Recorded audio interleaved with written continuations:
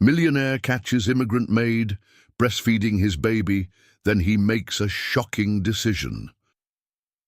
Before we continue with the story, tell us where you're watching from and how old you are, and subscribe to our channel to receive new stories every day that will touch your heart.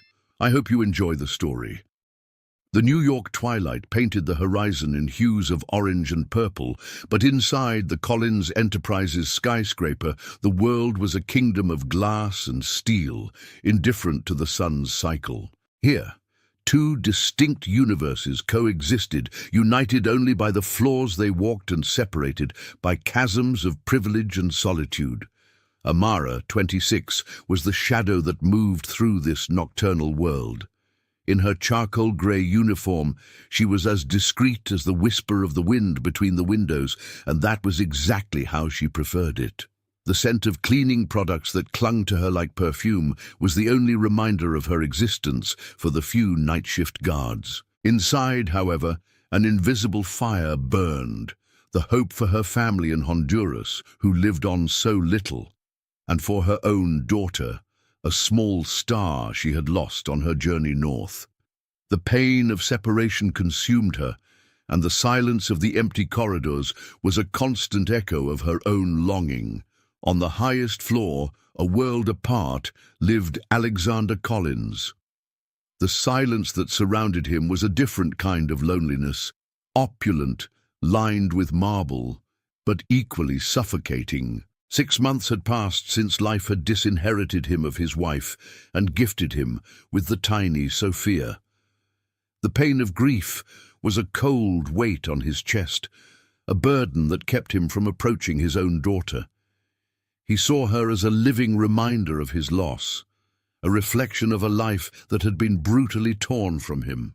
The team of nurses and nannies he hired failed to bring warmth to that cold home, and Sophia's cries, which Amara heard echoing through the ventilation ducts, were a wail that tore through the night, a pain that Amara, with her mother's heart, simply could not ignore. The night nanny, an older woman with a tired gaze, was fighting a losing battle. "She won't take the bottle, Mr. Collins. I've tried everything," she murmured, her voice trembling with frustration. Alexander, unshaven and with bloodshot eyes from exhaustion, watched the scene from the nursery doorframe. He felt the same old helplessness, the guilt piling up. "Just leave it," he sighed, turning his back. "I'll try again." The nanny, with a resigned nod, left him alone with the child. Sophia's crying intensified, a desperate scream that pierced Alexander's heart like a shard of glass. Amara, who was sweeping the boardroom on the floor below, heard the sharp wail and froze, her body rigid. It was a sound she knew well, the same cry her own daughter made when she was hungry or scared. Leaving her cleaning cart behind, she moved silently up the stairs, following the sound of the pain. Sophia's nursery door was ajar. Inside, the scene was one of pure desperation. Sophia, dressed in a white silk onesie, thrashed in her crib, her small face red and wet with tears. Alexander stood with his back to her, his body tense, hands in his pockets, unable to approach. Amara, without hesitation, crossed the threshold. The presence of a stranger in his private sanctuary made Alexander turn, his face contorted with surprise and anger. "What are you doing here? Who are you?" he demanded, his voice low but sharp. Amara didn't answer. Her eyes were fixed on the crying baby. With a gentle and swift motion, she picked Sophia up. The baby's crying stopped almost instantly, replaced by soft whimpers. "She's hungry," Amara whispered, her voice soft, almost inaudible in her flawless Spanish. Without thinking of the consequences, Amara sat down in the upholstered armchair and, with the dignity of someone doing what was right, opened her uniform and offered her breast to the baby. Alexander watched, paralyzed. The scene, which should have been scandalous, an unforgivable intrusion, struck him like a revelation. That act of pure intimacy, of unconditional tenderness, was something he, with all his money and power, could not buy. He saw the care in Amara's eyes, the love in her gestures, the instinctive connection she had established with his daughter. Sophia's cries were replaced by a sound of pure contentment. The tension in Alexander's body gave way, replaced by a feeling he hadn't felt in months: hope. The guilt that tormented him for his inability to love his daughter dissolved in a moment of pure catharsis. He didn't see a cleaner or an intruder. He saw a mother. When Sophia released herself and fell asleep in Amara's arms, Alexander finally broke the silence. "Why did you do that?" His voice was soft, almost unrecognizable. Amara, gently rocking the baby, met his gaze, her deep brown eyes steady. "A child should not cry alone. No child." Her words hit him harder than any sermon from his advisors. It was then that he saw the opportunity, the only way out of his pain and for his daughter's well-being. "Amara," he began, I have a proposal for you. A secret one." He moved closer, his voice low and urgent. "I want you to continue. Come here every night, care for her. In return, I'll pay you more than you make in a month, more than you can imagine. We will keep this a secret. It's just between us." The proposal was audacious, dangerous, but the need in his voice was as palpable as the pain he had carried for 6 months. Amara hesitated for a moment. Alexander's words echoed in her mind. The fear of losing her job was real, but the promise of a sum that would change her family's destiny was tempting. Most importantly, however, was the small angel in her arms, to whom she already felt an inexplicable bond. This was a pact of silence and necessity, an agreement that would unite them in an unexpected destiny, a private universe that for the first time would not be one of loneliness, but of a stolen intimacy. "Okay," she whispered, her heart pounding. "I will come." The secret of Sophia, and of them, had just begun. The deal was sealed, but a thick, silent mistrust still hung in the air, as heavy and cold as the New York fog. Amara, clutching her cleaning supplies and a newly assigned key card, felt its weight with every step she took toward the executive penthouse. The fear of losing her only source of livelihood, of angering the powerful man who had just made her a secret offer, was a sharp, constant companion. For Alexander, the unease was different. It was the strange, disorienting sensation of inviting a total stranger into the most sacred and painful part of his life. Their arrangement was purely transactional at first. He would leave a thick, discreet envelope of cash on the kitchen counter each night, more than she could earn in a month, and she would silently take it, a ghost in his opulent home. The only communication was a nod, a brief, tense exchange of thanks, a hushed, "She's in the nursery." Their early nights together were a dance of unspoken boundaries. Amara would arrive, go directly to Sophia's nursery, and Alexander would retreat to his study, a solitary echo in his vast apartment. But the silence began to shift. The mournful wails of a heartbroken baby were replaced by soft, contented sounds. One night, drawn by a sound he hadn't heard in months, Alexander found himself standing in the doorway of the nursery. Amara was not just feeding Sophia, she was a picture of serene motherhood. She hummed a low, melodic tune in Spanish, her calloused fingers gently stroking the baby's tiny cheek. The baby, no longer a stranger to her touch, gazed up at her, her eyes wide with trust and contentment. It was a warmth he had lost, a tenderness he couldn't replicate, and the sight of it in his home, given freely to his daughter, both shattered and soothed him. He watched, invisible in the shadows, a man learning to love his child from a woman he barely knew. Amara, for her part, was not immune to the silent world around her. As she dusted the shelves in Alexander's study, she became a silent witness to his grief. Amidst stacks of financial reports and legal documents, she found a small, framed photo, It was of a woman with a kind smile and eyes that held a vibrant, joyful light, the same light that was now missing from the man who lived there. Her heart ached for him. He was not just the cold, powerful boss, but a man who had lost his love.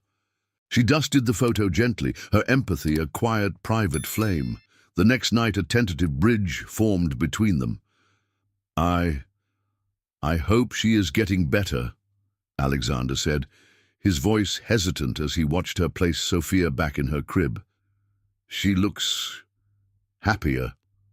Amara turned, a small, genuine smile on her lips.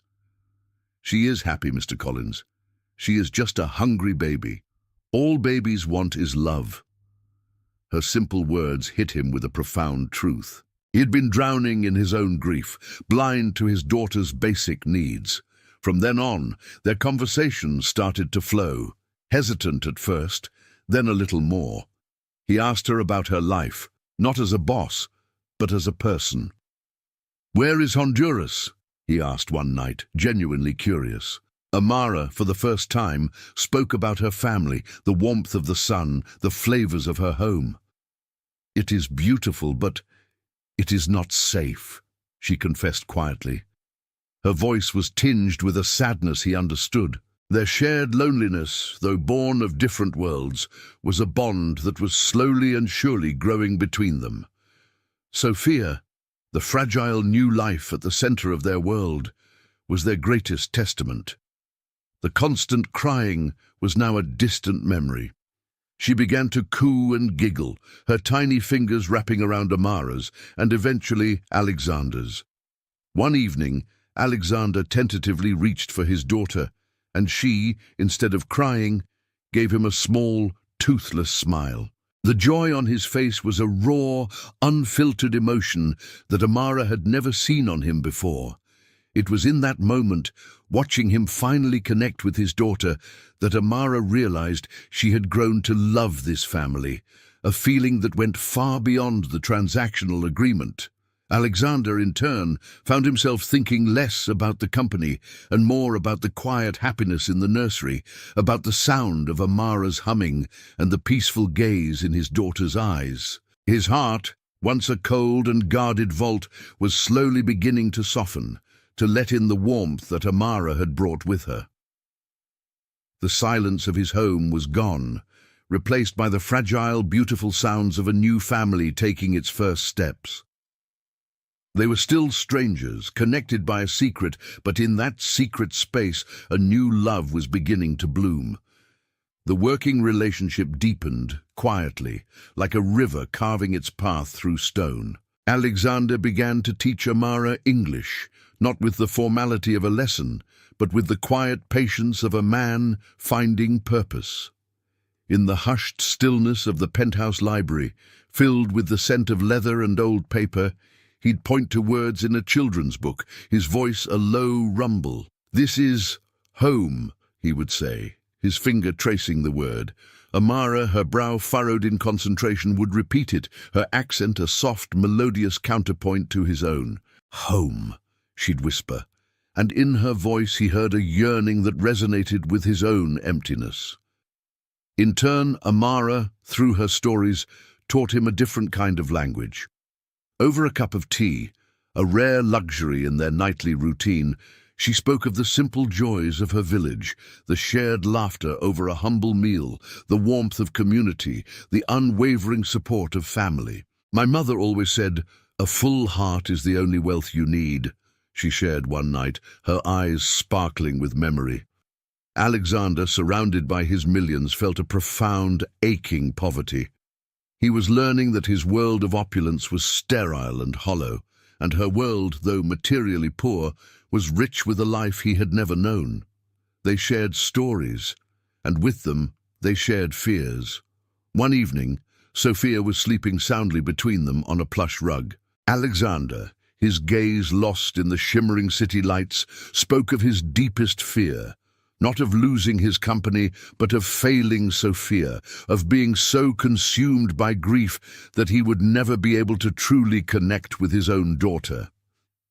Amara, holding the baby's tiny hand, listened, her heart aching for the powerful broken man beside her. She spoke of her fear, too, the constant gnawing anxiety of her immigration status, the danger her family faced back home, the nightmare of a world where one wrong step could lose her everything. Their secret pact had become a sanctuary, a sacred space where their guards could fall and their most vulnerable selves could be seen. The pivotal moment arrived on a Tuesday night. A sudden, sharp fever had Sophia's small body burning. Alexander, reverting to his old, detached self, immediately called his private pediatrician, his voice clinical and efficient. Amara watched him, a cold knot forming in her stomach. He was a CEO, a problem solver, not a father in this moment of crisis. The doctor, an older woman named Dr. Evans, arrived and calmly gave instructions, but Alexander stood at a distance, unable to touch his own sick child. Amara's patience snapped. "Alexander," she said, her voice firm, her eyes flashing with a protective fire. He turned, surprised by her use of his first name. "She is sick. She needs you. Not just a doctor, she needs her father." Her words were not spoken in anger, but with a fierce, desperate love. "You can't pay a person to be there when she is afraid. She needs to feel you, to know that you are here." Alexander recoiled as if struck. The truth of her words was a painful blow. Dr. Evans, sensing the gravity of the moment, quietly left the room, leaving them alone. Alexander looked at his daughter, then at Amara, and a profound realization washed over him. He had paid for everything in his life, for every service, every need. But Amara's care, her passion, her love for his daughter, that was a gift, a selfless act of genuine humanity. In the days that followed, a new emotion began to simmer beneath the surface of their shared vulnerability. The attraction between them became a tangible, undeniable force. It was in the way his hand lingered on hers as he passed her a book. It was in the shared glance that held for a second too long after Sophia finally fell asleep. One night, as Amara was about to leave, he walked her to the elevator. The air between them was thick with a tension they could no longer ignore. "Thank you, Amara," he said, his voice a low whisper. He reached out and, instead of a formal handshake, gently brushed a stray strand of hair from her face. His fingers were warm against her skin, a simple touch that felt like an electric current running through her. Leaning in, he pressed a soft, chaste kiss to her cheek, a goodbye that should have been formal, but was anything but. As she pulled back, their eyes met again, and in a moment of reckless abandon, he closed the small distance between them, his lips meeting hers. It was a brief, tender kiss, a confession of all the emotions he had been too afraid to feel. For the first time since his wife's death, Alexander felt something other than pain, a warmth that promised a future, not just a past. Their secret world, once born of convenience, was now a forbidden sanctuary. In that penthouse they could be vulnerable, they could be honest, they could be together. But the world outside was watching. In his office 3 floors below, Lucas, Alexander's ambitious and calculating brother-in-law, had noticed the change. He saw Alexander arrive at a board meeting not with the usual cloud of grief, but with a faint, hopeful smile. He saw the new life in his eyes, the lightness in his step. To Lucas, this happiness was a sign of weakness, a vulnerability to be exploited. He knew Alexander's secret was out there, and he was determined to find it, no matter the cost. He was ready to destroy whatever new joy his brother-in-law had found, because to him, power was everything, and happiness was merely a distraction. Lucas, who had always coveted Alexander's position, watched the change in his brother-in-law with a cold, predatory eye.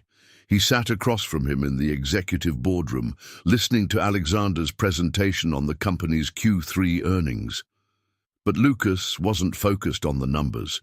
He was fixated on the subtle smile that would occasionally touch Alexander's lips, on the relaxed posture he hadn't seen since before his sister's death. He saw Alexander crack a genuine joke, something that would have been unthinkable 6 months ago. To everyone else, it was a sign that their grieving CEO was finally healing. To Lucas, it was a red flag. "What's changed?" he muttered under his breath, his knuckles white as he gripped his pen. "What's the distraction?" He knew Alexander. Grief was a predictable enemy. This newfound happiness was an unknown, and anything unknown was a threat to his carefully laid plans to take control of the company. He couldn't stand the sight of it. The next morning, Lucas was in a dimly lit corner of a downtown cafe, the clatter of a distant espresso machine providing a soundtrack to his conspiracy. Across from him sat a man in a rumpled suit, a grizzled private investigator named Marcus. Lucas slid a small, folded photo across the table. It was a blurry, zoomed-in shot of Amara entering the Collins Enterprises building at dawn, her face tired but strangely serene. "I want to know everything about this woman," Lucas said, his voice a venomous whisper. "Every detail. Where she comes from, who she talks to, her financial history. I want her life on a silver platter." Marcus picked up the photo, his eyes scanning Amara's face with a cynical disinterest.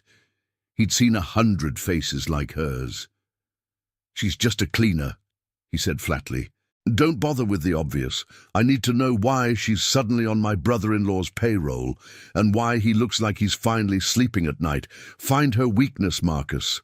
Find the leverage I need." He pushed a thick envelope across the table, a clear signal that this was not a negotiation. Marcus pocketed the money with a nod. "I'll be in touch." 2 weeks later, the results arrived in a heavy manila folder. Lucas, sitting alone in his office late at night, a glass of scotch in his hand, opened it with a cruel satisfaction. Inside was a meticulously organized dossier.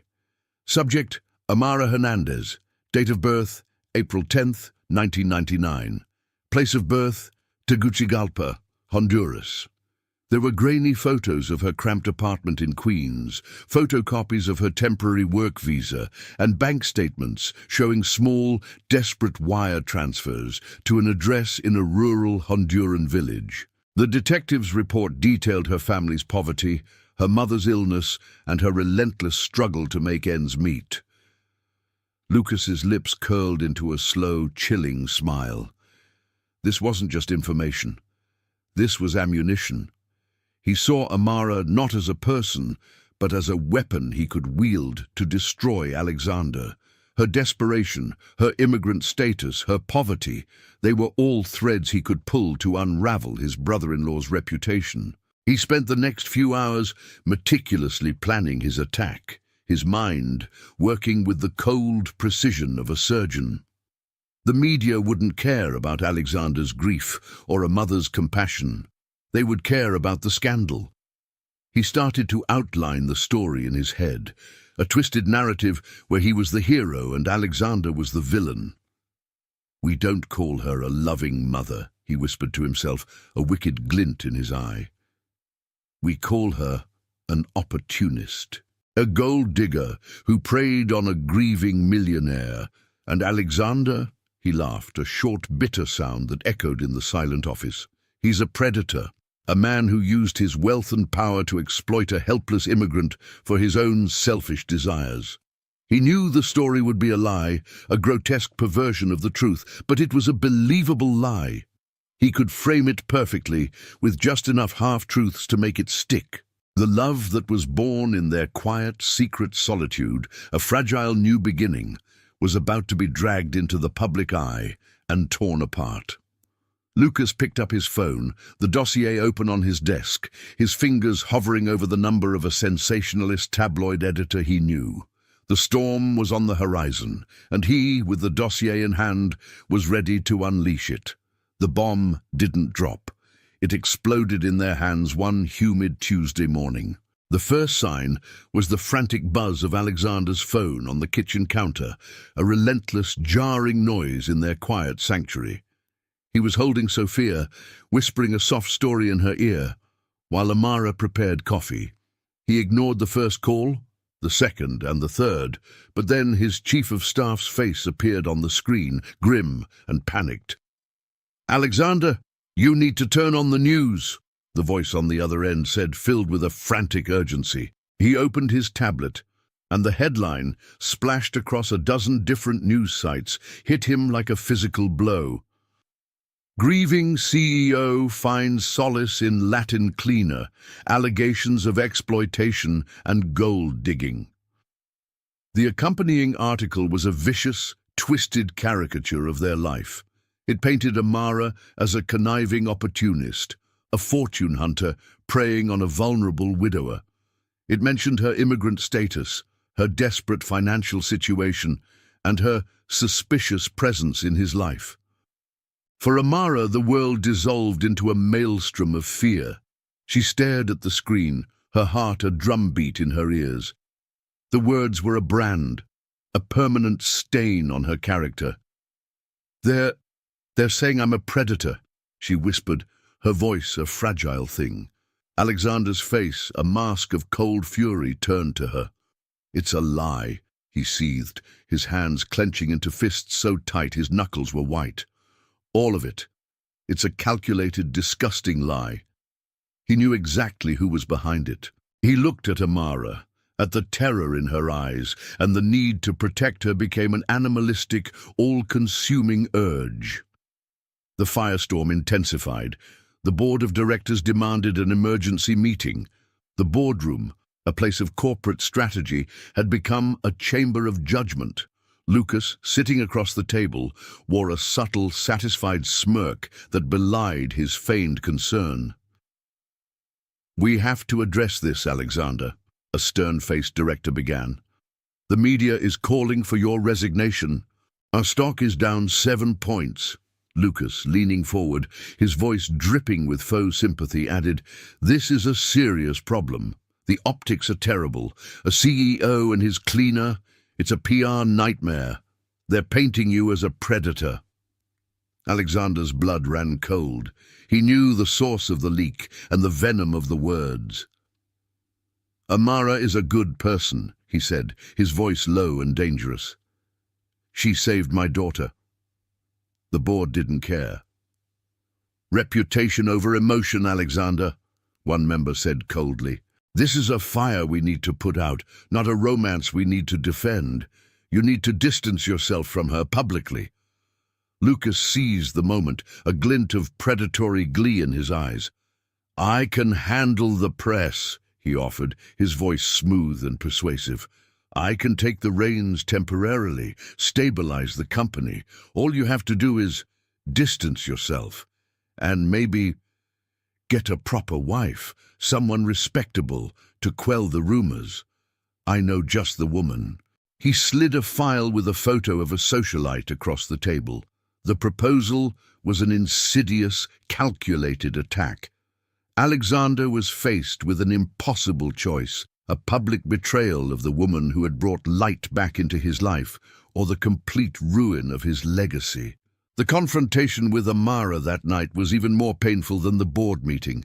She stood in the center of the penthouse living room, her small frame trembling, the newspaper headline a physical weight between them. "I should leave, Alexander," she said, her voice choked with tears. "This is my fault. I am the reason you're losing everything." He crossed the room and took her by the shoulders, his grip firm. "Don't you dare say that. This is not your fault. This is Lucas and his ambition." She pulled away, shaking her head. "No, the lie, it is believable. Because I am a cleaner, because I am a poor immigrant, people will always believe the worst. You need to do what they say. You need to send me away. For Sophia, for your company." His heart broke to hear her say those words. The fear in her eyes was a raw, open wound. He looked at Sophia, sleeping peacefully in her crib, a life brought back from the brink of silence by Amara's love. How could he abandon the very woman who had given his daughter a reason to smile? "Listen to me, Amara," he said, his voice filled with a desperate, unwavering resolve. "You are not a burden. You are not a cleaner. You are the best thing that has ever happened to me and to Sophia. I will not send you away. I will not marry someone else. I will not choose my company over you. I am going to fight. I will fight Lucas, the board, the press, all of them. I'll risk everything." He pulled her into a fierce, protective embrace. "We are in this together. From now on they can face us both."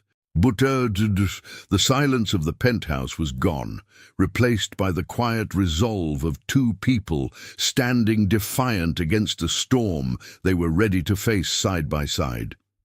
The decision wasn't made in a boardroom or with a team of lawyers. It was made in the silent early hours of the morning, with Sophia sleeping peacefully in her crib, and Amara's hand warm in his. Alexander had looked into Amara's eyes and seen not a woman to be protected, but a partner to stand with. His resolve, once a brittle facade, solidified into something unyielding. "We tell them everything," he had said, his voice firm. "The whole truth, no more hiding." Amara, her eyes filled with a mixture of fear and unwavering trust, had simply nodded. Together. That one word was all the confirmation he needed. The press conference was a gauntlet of blinding lights and a deafening sea of voices. 100 reporters, with 1,000 questions, jostled for position. Cameras flashed like lightning, capturing every detail. Lucas, sitting in his office, watched the live feed with a smirk of malicious anticipation.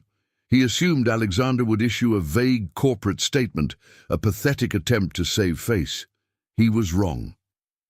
Alexander walked to the podium, not in a slick corporate suit, but in a simple dark grey jacket and an open-collared shirt. He looked less like a CEO and more like a man stripped bare, ready to tell his story. Amara stood off to the side, her hands clasped tightly, a quiet but powerful presence. Alexander took a deep breath, the noise of the room seeming to fall away. His voice, when he spoke, was steady, but raw with emotion. "I'm not here to talk about Collins Enterprises' stock prices or our corporate strategy. You have all seen the headlines. You've read the lies," he began, his gaze sweeping over the crowd. "And the truth is, a lie is always easier to tell than a painful reality. My reality is that 6 months ago I lost my wife, the love of my life, in childbirth. My reality is that I became a father and a widower on the same day. I was so consumed by my grief that I failed to be a father to my daughter. I couldn't hold her, couldn't look at her, because she was a reminder of what I had lost. I was failing her. I was failing myself." The room fell silent, the shock of his honesty palpable. No CEO had ever spoken with such vulnerability. He then turned to Amara, his eyes softening. "Into that darkness came this woman, Amara Hernandez. She came to my home as a cleaner, a ghost in my sterile world. And one night, she found my daughter, crying, in a desperate state. My daughter was in need, and I was unable to help. Amara, driven by a compassion I did not have, did what I couldn't. She fed my child. She saved my child. She brought a warmth and a life into a home that was nothing more than a mausoleum." He paused, a single tear tracing a path down his cheek. "She was not a fortune hunter. She was a mother, saving my child from the despair that I had created. She saved my daughter, and in doing so, she saved me." He then dropped the bombshell. "And this vicious narrative you've all been reading, this calculated attack on her character, it was all engineered by one person, Lucas Thorne, my own brother-in-law, who saw my grief and her kindness as an opportunity for his own personal gain." The press conference erupted. Reporters shouted questions, cameras flashed furiously, and the story changed in an instant. Online, public opinion was a fractured thing. Some saw Alexander's confession as a brilliant PR move, but many more, especially mothers, were deeply moved by his raw, honest pain. They saw Amara not as a schemer, but as a hero, a symbol of hope and unwavering kindness. News anchors debated the truth of the story, but the emotional impact of Alexander's confession was undeniable. Meanwhile, in his office, Lucas watched his world crumble. His face, a mask of triumphant glee just moments before, turned ashen. His phone began to ring relentlessly, a chorus of furious calls from board members and lawyers. "You son of a bitch!" he screamed, hurling his phone against the wall. The public exposure of his malice was an unforgivable wound, one that would destroy his reputation and his career. The legal battle began immediately. Alexander, backed by his team of the city's most formidable lawyers and a network of influential friends he had spent years cultivating, launched a counter-offensive. They didn't just sue Lucas for defamation. They began a legal process to secure Amara's citizenship, framing it as a matter of justice and human decency against a ruthless man's lies. The story became a national sensation, a battle between love and ambition, honesty and deceit. In the middle of the whirlwind, Amara and Alexander found their strength in each other. Their secret relationship, now public, was a source of unyielding resolve. They were no longer hiding. They were a team, a family. With Sophia now laughing and thriving, and their love a public declaration, they faced the coming legal storm, not with fear, but with a quiet, powerful confidence. The fight for Amara's right to stay was no longer just her battle, it was theirs. Lucas was expelled from the company, not with a ceremonial farewell, but with the quiet, brutal finality of a lock clicking into place. Alexander had walked into his office, the look on his face a cold fury Lucas had never seen. "You're done here," Alexander had said, his voice low and dangerous. "All your accounts are frozen. The lawyers are on their way." Lucas's brittle arrogance had dissolved into panic. "Alexander, please, we're family. I can explain." Alexander had cut him off. "Family doesn't try to destroy a man's life. Family doesn't try to deport a good woman. You never understood what real power was, Lucas. It's not about greed. It's about what you're willing to lose to protect the people you love. And you, my friend, you're about to lose everything." Lucas was escorted out by security, his face a mask of shattered disbelief, his pleas turning into a venomous, futile stream of curses as he was led away. In the wake of the scandal, public opinion became a fascinating thing. The sensationalist headlines were gradually replaced by a different narrative.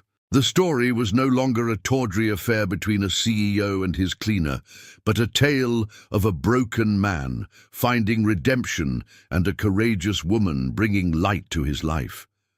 The public, who had initially been quick to judge, were now enamored with their journey. Amara's courage became a symbol of hope. Alexander's raw honesty was seen as a sign of true leadership, not weakness. Their reputations, once marred, were now viewed through a lens of love, courage, and triumph over adversity. The culmination of this newfound public support came one bright morning in a quiet, unassuming government building. Amara, dressed in a simple white dress, stood with dozens of other people from all over the world, her heart a symphony of nerves and profound pride. Alexander stood beside her, holding a now toddling Sophia, his hand a constant reassuring weight on the small of her back. The judge read her name, and she stepped forward, her voice a small, steady whisper as she took the oath of citizenship. As she looked at Alexander, her eyes filled with tears. He kissed her forehead and whispered, "Welcome home, Amara." The battle was won. She was no longer living in the shadows. She was home. That evening, their story came full circle. Alexander led her into Sophia's nursery, the same room where he had first found her. and where their secret pact had been born. Sophia, now a joyful toddler, was playing with a colorful block set on the floor. Amara knelt, joining in the game. Alexander stood in the doorway watching the two people who had healed his heart. He felt a peace so profound, so complete, that it took his breath away. "Amara," he said, his voice thick with emotion. She turned, a question in her eyes. He knelt beside her, his hand reaching for hers. "I started this whole thing with a proposal for a secret pact," he began, a gentle smile on his face.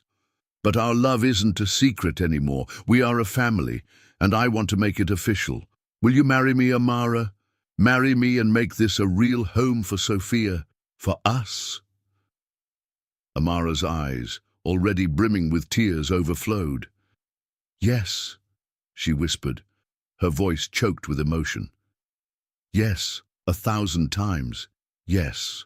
Their wedding was a small, intimate affair held in the rooftop garden of the penthouse with the sprawling golden city as their witness. Sophia, now a happy, healthy child of 2, walked down the aisle with Amara, holding a tiny bouquet of baby's breath. Their vows were not grand promises of wealth or power, but simple, sacred words about finding light in the darkness, about courage, and about building a family from a shared trauma. "You taught me how to love," Alexander whispered, his voice trembling as he slid the ring on her finger. "You taught me what a home truly is." The story ends with a final, poignant image. Alexander and Amara, now husband and wife, stand on the penthouse terrace, watching the city lights come to life below. Sophia, nestled safely between them, points to the stars. Amara, who began her journey as a shadow, invisible and alone, now stands bathed in light, a beacon of hope and strength. The true wealth was not in the skyscrapers or the millions in the bank, but in the family she had built, in the laughter of her daughter, and in the unwavering love of the man who chose her over everything. Their story became a testament to the fact that faith and kindness can triumph over evil and arrogance, proving that some people make the fatal mistake of confusing a person's worth with their social status. Their love story, born from a desperate cry in the night, was a victory not just for them, but for every soul who believes that true happiness is found in the most unexpected of places. We want to hear your opinion about this beautiful love story. Let us know what you thought of this plot full of emotions and surprises. Tell us your name, where you are watching from, and what score you would give this story from 0 to 10. A story that touched hearts. And if you enjoyed the storyline, don't forget to like and subscribe to the channel so you don't miss the amazing new stories coming up. See you next time.